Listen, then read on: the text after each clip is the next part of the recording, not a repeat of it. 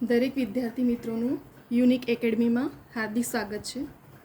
આજે આપણી ગુજરાતી વ્યાકરણ ટૉપિક છે આપણો છંદ. બરાબર, કેમ કે હવે આજે તો CCEની એક્ઝામનો પણ સિલેબસ ડિક્લેર થઈ ગયો છે. ટેટ HS, બરાબર, હાયર સેકન્ડરીનું બધું. તો હવે તમને બધાને ખબર તો પડી જ ગઈ હશે કે સિલેબસના એકોર્ડિંગ ગુજરાતી વ્યાકરણ કેટલું ઇમ્પોર્ટન્ટ છે. કેમ કે દરેક સિલેબસમાં ગુજરાતી ગ્રામર વ્યાકરણ કમ્પલસરી છે, બરાબર, અને કેટલા 15-20થી ઓછા માર્ક્સનું નથી. તો આપણે તો પછી પ્રિપરેશન પણ એવી જ હશે તો જ આપણે મેરિટમાં આવી શકીએ છીએ, બરાબર.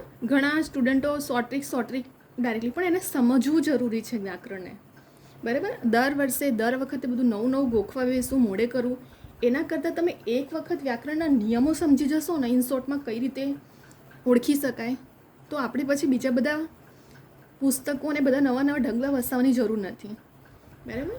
અને હું તમને આવી રીતે છંદને એકદમ ઇન શોર્ટમાં કેવી રીતે ઓળખી શકાય નિયમ પ્રમાણે હવે હું તમને એ પ્રમાણે શીખવાડીશ, બરાબર, જેથી કરીને તમને લાઈફ ટાઈમ યાદ રહી જશે આ છંદ કે કઈ રીતે ઓળખવામાં આવે છે. આપણે સ્ટાર્ટ કરીએ એટલે તમને વધારે સમજ પડશે. ઘણા સ્ટુડન્ટો છંદને સ્કીપ કરીને જ આવે છે, માર્ક્સ એમનું જાય જ છે છંદમાં, બરાબર. તો હવે આપણે સ્ટાર્ટ કરીએ છંદનું ટોપિક. ચલો, સૌથી પહેલાં અહીં છંદનો પરિચય જોઈએ. લઘુ ગુરુની વ્યવસ્થાને યાદ રાખવા માટે યમાતા રાજ ભાન સલગા છે. શું છે? યમાતા રાજ ભાન સલગા, આ છે એનું સૂત્ર, લઘુ ગુરુની વ્યવસ્થા યાદ. હવે આ લઘુ ગુરુ શું છે? તો સૌથી પહેલાં આવા ચિહ્નને લઘુ કહેવામાં આવે છે અને આવા ચિહ્નને ગુરુ કહેવામાં આવે છે, બરાબર. અમુક સ્ટુડન્ટને એ પણ નહીં ખબર હશે અને એક્ઝામમાં તમને એવું પૂછી પણ શકે છે કે લઘુ ગુરુની ચિહ્નમાંથી આ ચિહ્ન કોને કહેવામાં આવે છે. તો કેમ કે આ એકદમ બેઝિક ક્વેશ્ચન છે, જાણું અમુક સ્ટુડન્ટને એ પણ નથી આવડતું. આને શું કહેવાય? લઘુની સાઇન કહેવાય અને આને ગુરુની કહેવામાં આવે છે. હવે આ સૂત્ર જુઓ કેવી રીતે બને છે. યમાતા રાજ ભાંસ લગા. ચલો, યશોદા, ય આવી ગયો પહેલો, અહીં જો છે માં છે, તા પણ છે, રા, જકાતનું જ, ભારતનું વા, નયનનું ન, સમતાનું સ, બરાબર. આવી રીતે આપણું શું બને છે? સૂત્ર બને છે. હવે આપણે કઈ રીતે ઓળખીએ આને? જો અહીં કંઈ પણ કાનો માત્ર નથી તો લઘુ, અહીં કાનો માત્ર છે, અહીં પણ કાનો માત્ર હોય તો ગુરુ કહેવામાં આવે. અહીં પણ માત્ર કાનો છે તો ગુરુ. જો શબ્દ ખાલી કોઈ પણ કાનો માત્ર ના હોય તો એને શું કહેવામાં આવે? લઘુ. અને જો શબ્દની સાથે, વર્ડની સાથે કાનો માત્ર કે લાગ્યું હોય તો એને ગુરુ કહેવામાં આવે છે. અહીં જુઓ, માતાજી, ગુરુ, તા રાજ, અહીં શું છે? કાનો લાગ્યો છે તો ગુરુ, રામાં પણ લાગ્યો છે તો ગુરુ, અને જ જોડે કશું નથી એટલે લઘુ. હવે રામજી, તો રા ગુરુ, મ લઘુ, જી જોડે રસવાઈ છે તો શું આવશે? ગુરુ. જ એટલે લઘુ, કા એટલે ગુરુ અને ત એટલે લઘુ. ભારત એટલે ગુરુ, ર એટલે લઘુ. નયન લઘુ, કેમ કે એની જોડે કોઈ પણ કાનો માત્ર નથી. સમતા, તો શું? સ લઘુ છે અને મ લઘુ છે અને તા જોડે કાનો લાગ્યો છે તો આપણે એને શું કહીશું? એ શું છે? ગુરુ છે. હવે આ જે સૂત્ર છે, બરાબર, હવે આપણે છંદમાં કામ લાગશે. એક એક્ઝામ્પલ આપણે સ્ટાર્ટ કરીએ એટલે તમને વધારે ડીપમાં સમજ પડે. આ જે આખું ગણ છે ને એના પરથી આ સૂત્ર બને છે, યમાતા રાજ ભાન સલગા. હવે ઇન શોર્ટમાં કઈ રીતે આપણે કમ્પ્લીટલી ગણશું, સોલ્વ કરશું? જુઓ, હવે સૌથી પહેલાં શિખંડી છંદ લીધું મેં. શિખંડી છંદના અક્ષર કેટલા? 17. જો લાસ્ટ યરના એક્ઝામના ઘણા GPSCથી લઈને GSSBના અને ક્લાસ 3ના બધે એક્ઝામમાં પૂછાયું છે કે શિખંડી છંદના કેટલા અક્ષર હોય છે. ઓપ્શનમાં આપેલા હોય છે 17, 20, 15. હું તમને એવી રીતે, કેમ કે જૂના સ્ટુડન્ટો છે એમને ખબર હશે જે પેપરો એક્ઝામ આપી હશે, પણ ન્યૂ સ્ટુડન્ટને ખબર નથી કે કેવી રીતે પેટર્ન હોય છે, કેવી રીતે ક્વેશ્ચન કાઢે છે પેપર સેટર. અહીં જો લાસ્ટ યરમાં એવા પૂછાયા છે કે શિખંડી છંદમાં કેટલા અક્ષર, તો આપણને ખબર હોવું જોઈએ. પછી એનું બંધારણ પણ પૂછાયું છે, તો આ મોસ્ટ ટાઈમ છે બંને, યાદ રાખજો. અક્ષર પણ પૂછવામાં આવે છે અને બંધારણ બી પૂછવામાં આવે છે. શિખંડી છંદનું બંધારણ શું છે? યમન સભ લગા. શું છે? યમન સભ લગા, શોર્ટમાં. હવે આનું એક્ઝામ્પલ આપણે જોઈએ તો તમને વધારે સમજ પડશે કે હવે તમને સેન્ટેન્સ આપ્યું હોય છે કે આ કયો છંદ છે. એક ક્વેશ્ચન અહીં બને છે અક્ષરનો, બીજો બંધારણનો બને છે અને ત્રીજો ક્વેશ્ચન બને છે તમારો છંદમાંથી. એ સેન્ટેન્સ આપ્યું હોય છે એમાંથી આપણે ઓળખવાનું હોય છે કે કયો છંદ છે, બરાબર. તો હવે આપણે છંદને ઓળખીએ. અસત્ય માહેથી પ્રભુ પરમ સત્યે તું લઈ જા. ચલો, શું છે? કાનો માત્ર છે, નથી, તો લઘુ. સનો આ જોઈન્ટ છે એટલા માટે ગુરુ ગુરુ આવશે. માનો ગુરુ માત્ર લાગ્યું છે, ગુરુ. થીમાં છે ગુરુ. પ્રભુ પણ અહીં જો રસડ છે, રસડનું લઘુનું એમાં લેવામાં છે. જો દીર્ઘાળું હોય તો પછી એને ગુરુમાં લેવામાં આવે છે. તો લઘુ લઘુ, પરમ લઘુ લઘુ લઘુ, કાનો માત્ર કંઈ પણ નથી. સત્ય બંને જોઈન્ટ છે એટલા માટે ગુરુ ગુરુ. તું રસવાળું છે એટલે લઘુ. લ લઘુ, ઈ લઘુ, જ અને કાનો છે એટલે ગુરુ. હવે જો તમને જો પરીક્ષામાં આવી રીતે આપી દીધું હોય ને સેન્ટેન્સ, તો તમારે સૌથી પહેલાં તો અક્ષર ગણી કાઢવાના. 1 2 3 જોઈન્ટને સાથે ગણવાનું.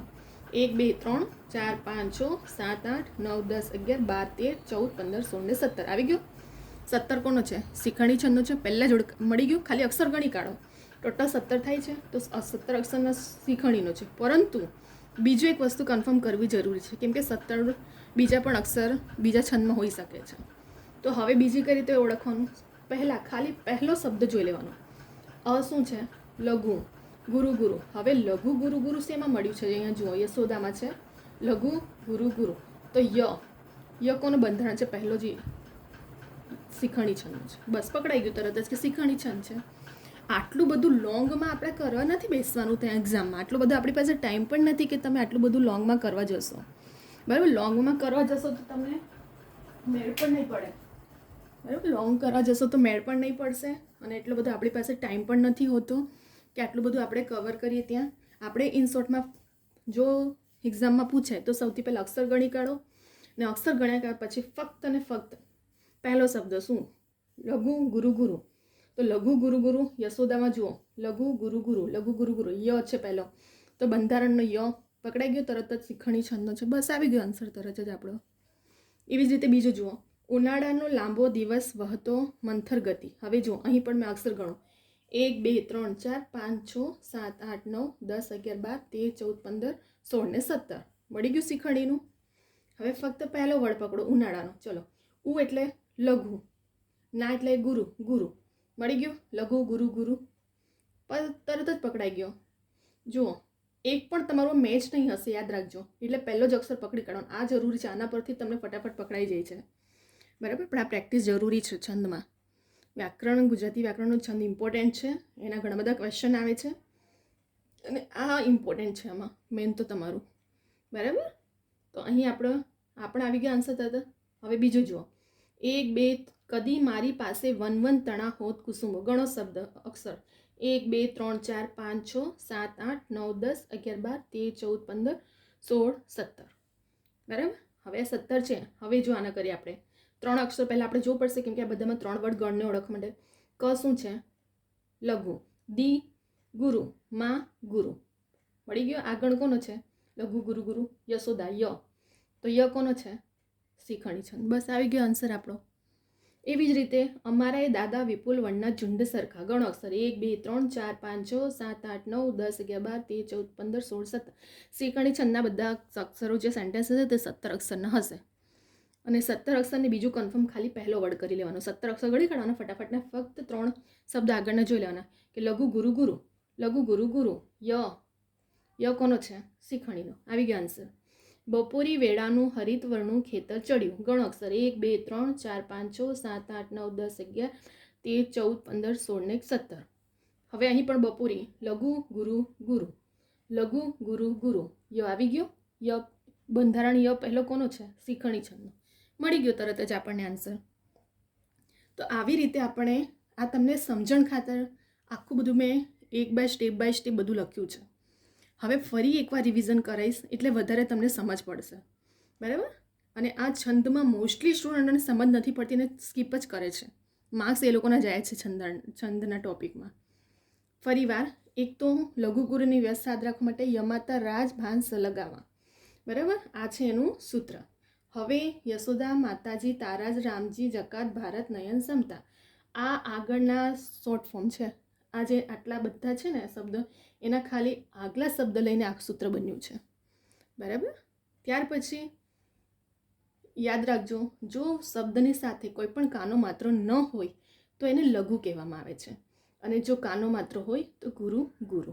બરાબર, આ ડેશ લાઈન દેખાય છે ને ગુરુ કહેવામાં આવે છે. અને આવું યુ જેવું છે એને લઘુ કહેવામાં આવે છે. આ શબ્દનું ચિહ્ન પણ અમુક સ્ટુડન્ટને ખબર નથી હોતું ગુજરાતીના, બરાબર. તો એ પણ તમને બધું ખબર હોવું જોઈએ કે કયા ચિહ્નને શું કહેવામાં આવે છે. માતાજી બધા સાથે શું લાગ્યું છે? કાનો માત્ર છે. તો ગુરુ ગુરુ ગુરુ, તારાજ ગુરુ ગુરુ લઘુ, રામજી ગુરુ લઘુ ગુરુ, લઘુ ગુરુ ગુરુ, ગુરુ લઘુ લઘુ. જો છે ને સામે સામે જો બનતું જ જાય છે એવું, નયન લઘુ લઘુ લઘુ, સમતા લઘુ લઘુ ગુરુ. હવે જે રીતે મેં કીધું હતું પહેલાં જ આપણું શીખણી છંદ ઓળખવાનો હતો, તો એમાં એક ક્વેશ્ચન અહીંથી આવે છે આવા ટાઈપનું છંદમાં કે કેટલા અક્ષર હોય છે. શીખણીમાં પૂછી શકે છે તમને કેટલા અક્ષર, તો ટોટલ 17. એક ક્વેશ્ચન આન્સર આવી ગયો, 1 માર્ક્સ આપણા પાસે. બીજો માર્ક્સ બંધારણ પૂછે છે, અહીંથી 3 માર્ક્સ તમને આટલા જ ટોપિકમાં કવર થાય છે. જુઓ આવા ટાઈપના ક્વેશ્ચન જ પૂછાય છે છંદના. લાસ્ટ યરના તમે પેપર જોઈ લેજો. હવે એનું બંધારણ, યમ અને સભલગા યાદ રાખવાનું છે. આ અક્ષર યાદ રાખવાનું છે અને એનું બંધારણ યાદ રાખવાનું છે. 2 માર્ક્સ મળી ગયા. હવે ત્રીજો માર્ક્સ અહીંથી લેવાનો છે. 3 માર્ક્સ આટલા એક છંદમાંથી આપણને કવર કરવાનો હોય છે. અહીં આપણને અસત્ય માહિતી પ્રભુ પરમ સત્ય તું લઈ જાય આવું લોંગ સેન્ટેન્સ આપેલું હોય છે, તો ઓળખવાનું હોય છે કે કયો છંદ છે. સૌથી પહેલાં ફટાફટ એક્ઝામમાં શું કરવાનું? અક્ષર ગણી કાઢો. 1 2 3 4 5 6 7 8 9 10 11 12 13 14 15 16 ને 17. પહેલાં 17 અક્ષર કોનો? તો શીખણીનો. આ એક મળી ગયું ઓળખવા માટે એક સ્ટેપ. બીજો સ્ટેપ મેં શું શીખવાડ્યો? ફક્ત આગળના 3 શબ્દો લેવાના. તો આગળના 3 શબ્દ લો.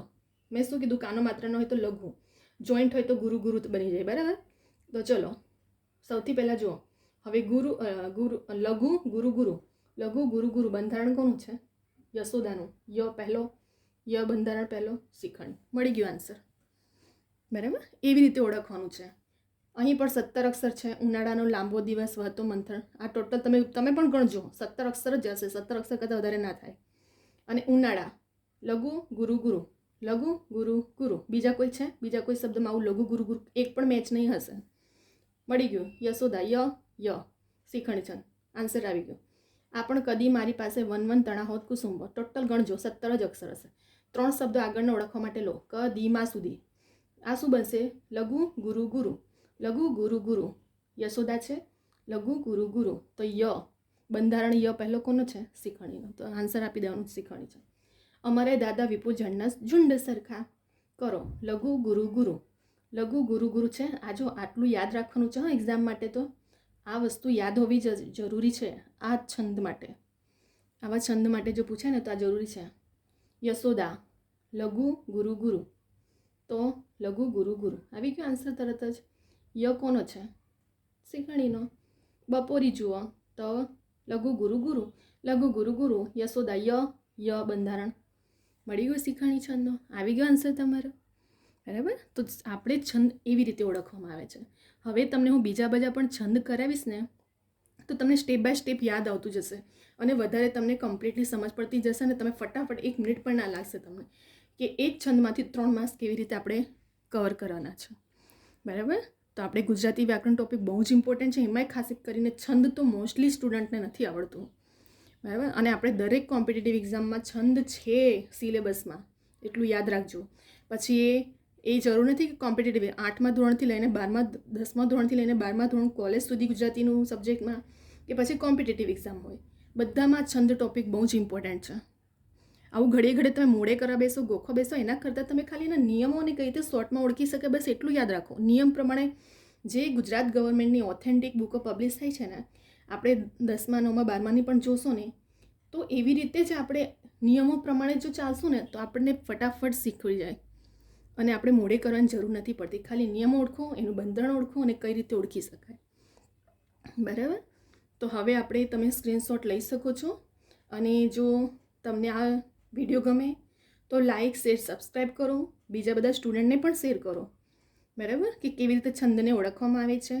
તમારું નોટિફિકેશન સબસ્ક્રાઈબ કરીને બેલ આઇકનને ઓન રાખો, જેથી કરીને જે પણ હું વિડીયો અપલોડ કરું છું ફટાફટ તમને નોટિફિકેશન મળે, બરાબર. હવે એક્ઝામ પણ બહુ દૂર નથી, તો બહુ જ ઇમ્પોર્ટન્ટ છે આ ટોપિકો 3 માર્ક્સ કવર કરવા માટે છંદના, બરાબર.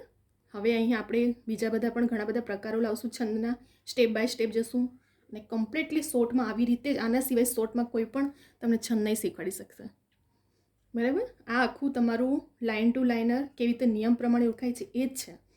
ખાલી અક્ષર યાદ રાખો, બંધારણ 2 માર્ક્સ, 3 માર્ક્સ આવડવાનું, ફક્ત આગળના 3 શબ્દો, બસ એટલું જ છે આપણું આમાં, બરાબર. અને તમને આ યાદ રહેવું જોઈએ. બરાબર. આ તમારી પ્રેક્ટિસ 1-2 વખત તમે મોડે કરશો એટલે થઈ જશે. લખીને કરશો ને તો આ યાદ રહી જશે તમને. બરાબર. તો અહીં આપણે વિડીયોને સ્ટોપ કરી છે. હવે આપણે નેક્સ્ટ વિડીયો લઈને આવશું. બરાબર. એવા ઘણા બધા વ્યાકરણના ટોપિકો સાથે.